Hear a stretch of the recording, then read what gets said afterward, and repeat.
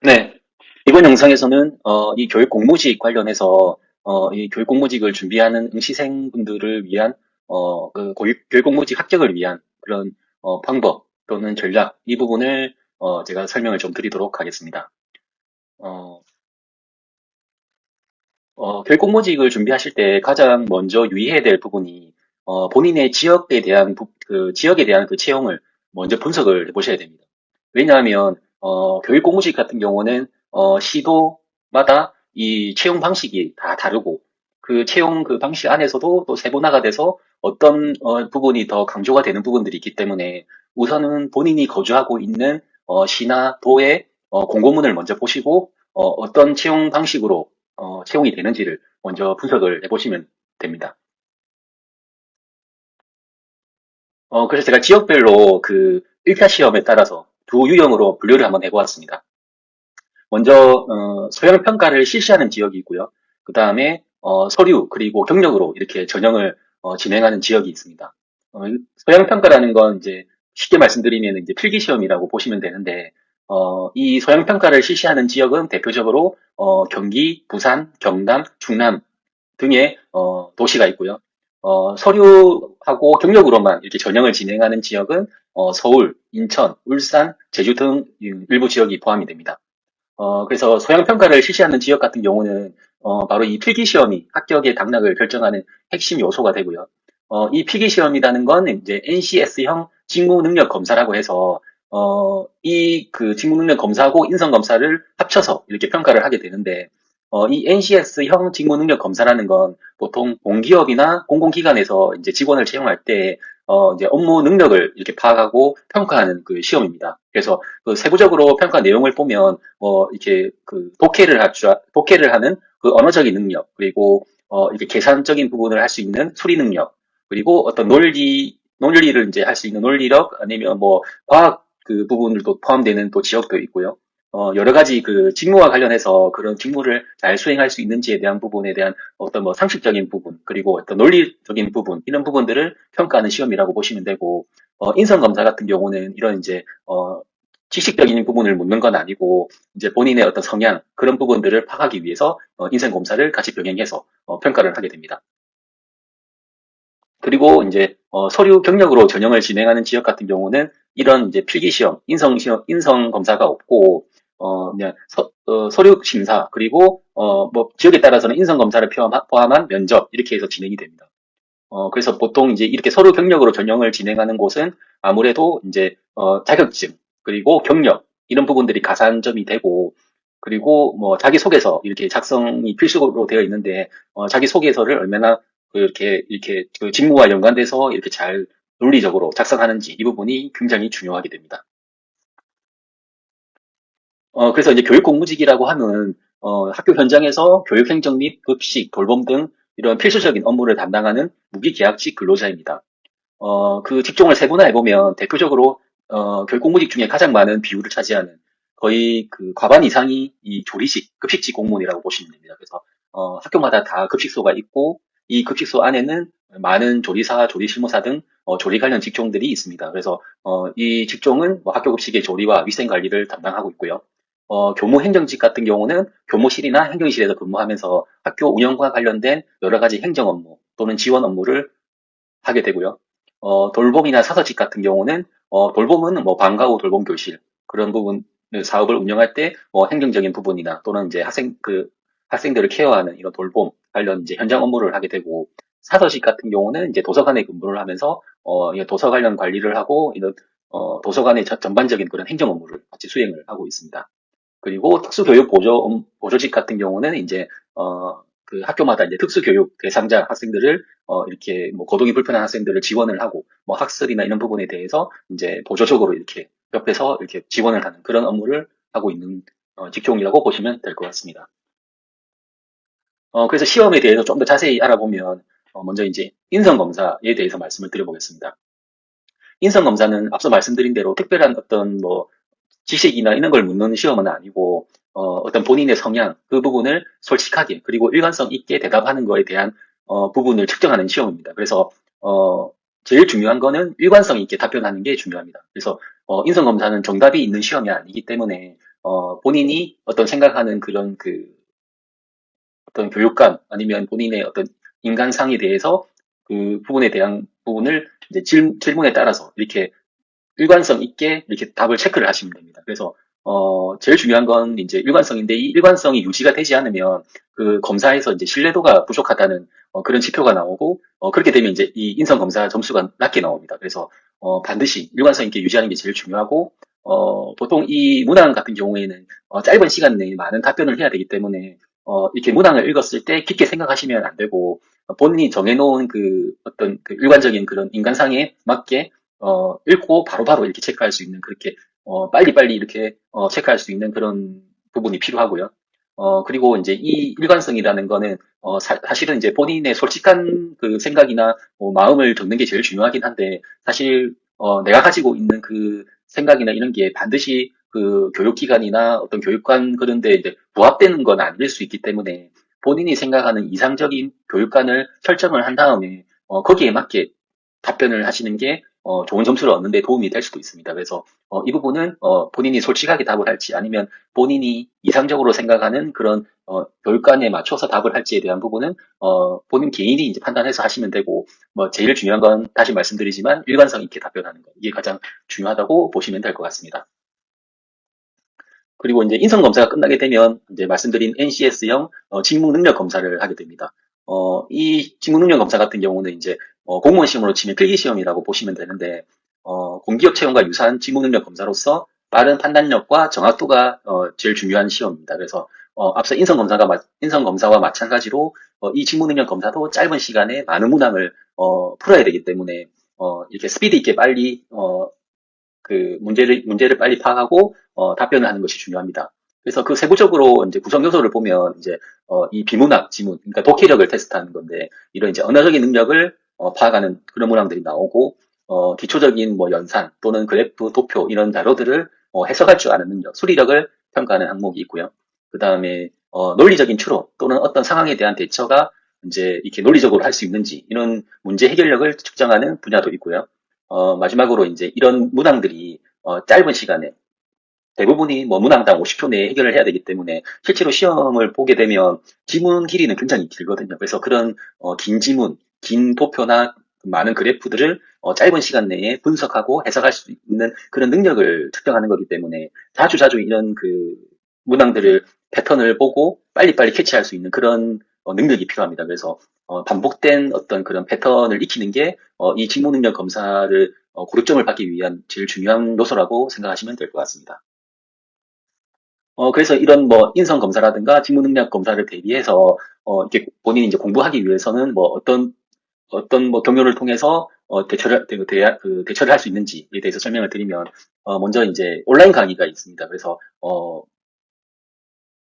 뭐 어떤 대형 학원에 이런 강의가 있는 건 아니고 아무래도 이제 교육 공모직 강의 같은 경우는 그 수요가 그렇게 많지는 않기 때문에 뭐 가령 공무원 시험이나 뭐 수능 이런 시험 같은 경우는 수요가 굉장히 많기 때문에 대형 학원도 있고 어떤 그 공부를 할 수 있는 그런 이제 강의 사이트가 많이 있지만 교육 공모직 같은 경우는 이제 한정된 수요이기 때문에 일단 대표적으로 이제 와우 에듀, 그다음에 시대 에듀 같은 그런 이제 인터넷 강의 사이트가 있습니다. 그래서 이 그 온라인 강의 사이트에 들어가시면 이제 본인 지역에 맞는 그런 유형, 시험으로 이제 대비할 수 있게 강의 패키지가 이렇게 제공이 되고 특히 제일 좋은 거는 이제 최신의 기출 전형을 빠르게 분석을 해서 매년 이렇게 새로운 그 신규 강좌로 이렇게 바뀌는 부분이 있기 때문에 시간을 적게 들이고 빨리 이 학습 능력을 높이시고 싶으신 분들은 이 온라인 강의를 활용하시면 좋을 것 같습니다. 그리고 이제 강의뿐만 아니고 이제 교재로도 이렇게 대비를 하실 수 있는데 이 그 결국문제 시험 같은 경우는 기본적으로 비공개 시험입니다. 시험이 끝나고 난 뒤에 그 시험지가 제공이 되지 않기 때문에 이게 이제 시험이 끝나고 나면 사람들이 이렇게 문제 복원을 합니다. 기억력에 의존해가지고 문제를 복원하게 되는데 이게 100% 복원이 되지는 않습니다. 사람이 이제 100%그 기억을 하지를 못하기 때문에 그게 되지 않는데 이제 이런 그 교재를 만드는 곳에서는 그 복원을 보다 명확하게 정확하게 가능한 최대한 비슷하게 이렇게 복원을 해서 그 교재로 만들어서 제공을 하기 때문에 무엇보다 이제 이런 시험에서는 기출 문제가 굉장히 중요합니다. 그래서 뭐 고시넷이나 서원과 같은 그런 이제 교재를 만드는 곳에서 어떤 특정 지역에 맞는 그 기출 문제를 복원을 해서 이렇게 출판을 하고 있습니다. 그래서 본인 지역에 맞는 교재를 선택을 해서 그 문제들의 패턴을 계속적으로 반복해서 푸시면 본인이 시험을 치실 때 보다 수월하게 적응이 된 상태로 풀 수 있기 때문에 본인의 이제 점수를 높일 수 있는 그런 이제 방법이 될 수가 있습니다.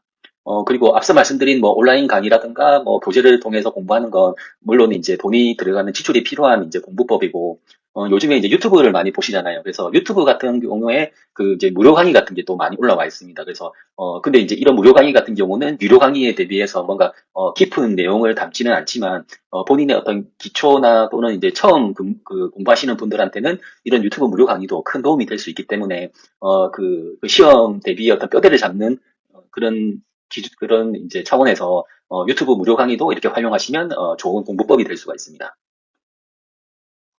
그래서 이제 교육 공모직, 특히 이제 무기계약직 공개 시험 같은 경우는 요즘에 이제 그 채용 규모가 작고 대신에 채용을 희망하는 수요자는 좀 많이 늘어났기 때문에 경쟁률이 굉장히 높아졌습니다. 그래서 최근 3년 동안의 데이터를 바탕으로 경쟁률을 이제 해보면 한 15대 1 정도의 평균 경쟁률을 이제 보이고 있습니다. 그래서 이게 반드시 이제 다 똑같은 건 아니고 지역마다 경쟁률이 다 다르고 같은 지역이라 하더라도 직종별로 경쟁률이 다릅니다. 그래서 평균적으로 보면 직종에 따라서는 교무행정이나 사무행정 이런 이제 행정 쪽의 교육 공무직은 경쟁률이 굉장히 높은 편이고요. 왜냐하면 지원 응시에 어떤 자격 요건이 없기 때문에 누구나 다 지원을 할 수 있습니다. 그래서 경쟁률이 상대적으로 높고 반대로 이제 좀 현장직으로 근무하는 직종이나 아니면은 어떤 특수한 자격이 있어야지 가능한 직종, 이런 직종 같은 경우는 또 이렇게 문턱이 있기 때문에 상대적으로 경쟁률이 낮습니다. 그래서 이런 것들을 다 평균을 해보면 15대 1 정도로 생각하시면 될 것 같고, 이제 이런 시험뿐만 아니고 이제 가산점이 있습니다. 그래서 자격증에 대한 가산점, 그리고 경력에 대한 가산점이 또 일부가 있기 때문에 이런 가산점이 또 당락에 영향을 미칠 수도 있고요. 그리고 이제 응시 인원 같은 경우는 연간 약 3만 명 정도가 이제 전국적으로 지원을 하고 있다, 이렇게 보시면 될 것 같습니다. 그리고 이제 이런 인성검사, 그다음에 직무 능력 검사가 끝나고 나면 그 1차 합격자들에 대해서 이제 면접을 진행하게 됩니다. 그래서 이 면접이 이제 마지막 관문인데, 이 면접을 준비를 보통 대부분은 필기 시험이 끝나고 본인이 이제 어느 정도 합격에 윤곽이 잡히면은 면접을 준비를 하시게 됩니다. 그래서 면접을 준비할 시간이 굉장히 짧은데, 면접을 준비하실 때는 크게 두 가지를 보시면 됩니다. 그래서 첫 번째는 필수 교육 정책을 숙지하는 거고요. 두 번째는 인성 및 상황 대처에 대한 내용을 대비를 하시는 겁니다. 질문에 대해서.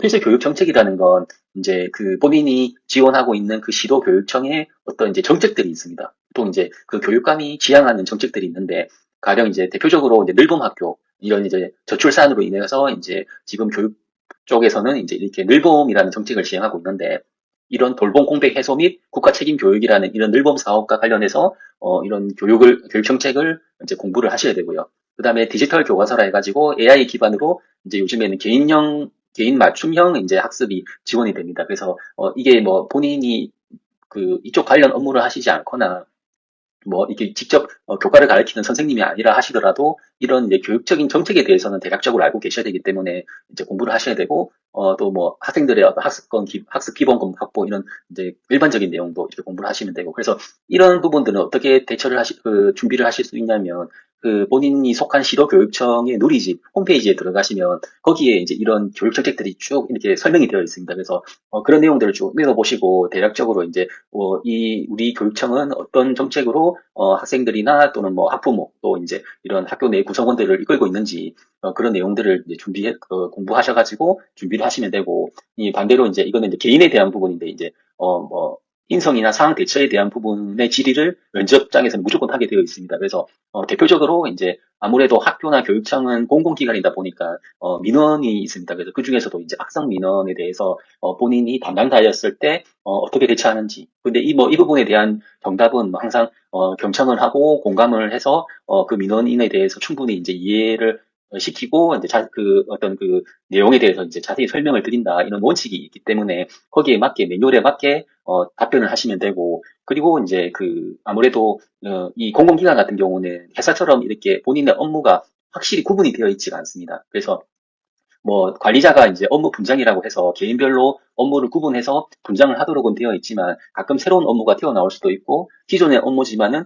서로 담당자 간의 어떤 다툼이 있을 수 있기 때문에 이런 업무와 관련해서 동료와 갈등을 했을 때 어떻게 해결을 할 것인가 이런 질문도 거의 대부분 나옵니다. 면접장에서. 그래서 이 부분도 마찬가지로 대화를 통해서 서로의 어떤 입장을 이해를 하고 이제 뭐 소통 공감을 통해서 이제 뭐 조직적으로 이렇게 융화를 한다 이런 이제 정답을 이렇게 이제 본인이 숙지해가지고, 면접장에서는 답변을 이렇게 잘 하시면 되고요. 그 다음에 이제 직무에 대한 부분도 질문이 반드시 들어옵니다. 그래서 본인이 지원하는 직종에 대해서 어떤 일을 하고, 뭐, 이런 일이 발생했을 때 또 예측 못한 일이 발생했을 때 내가 그 직무에 있는 사람으로서 어떤 일을 해야 되는지, 어떤 대처를 해야 되는지 그런 부분에 대해서 충분히 공부를 하시고, 면접장에서 이렇게 면접관에게 설명을 논리적으로 이렇게 해주셔야 됩니다. 그래서 그런 부분들을, 대비를 하시면 될 것 같습니다.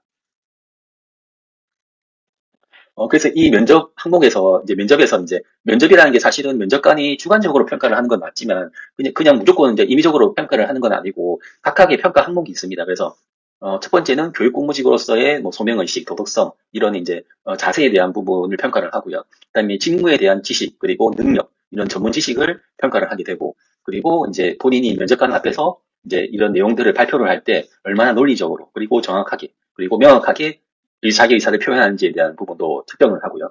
그 다음에 예의나 품행, 뭐 성실성이나 복장 또는 이제 말하는 태도에서 이제 이런 예의나 품행적인 부분, 인성적인 부분을 평가를 하고 그리고 이제 가령 이제 면접장에서 본인이 예측하지 못한 질문이 나왔을 때 단순히 그냥 나는 모른다 이렇게 답변을 하는 게 아니라 적극적으로 본인이 그 알고 있는 지식을 바탕으로 이렇게 해결하려고 하는 능력, 의지 이런 부분도 평가를 하게 됩니다. 그래서 이렇게 다양한 능력 부분을 고르게 이렇게 그 평가를 해서 최종적으로 면접 그 결과를 이렇게 도출을 하도록 되어 있습니다.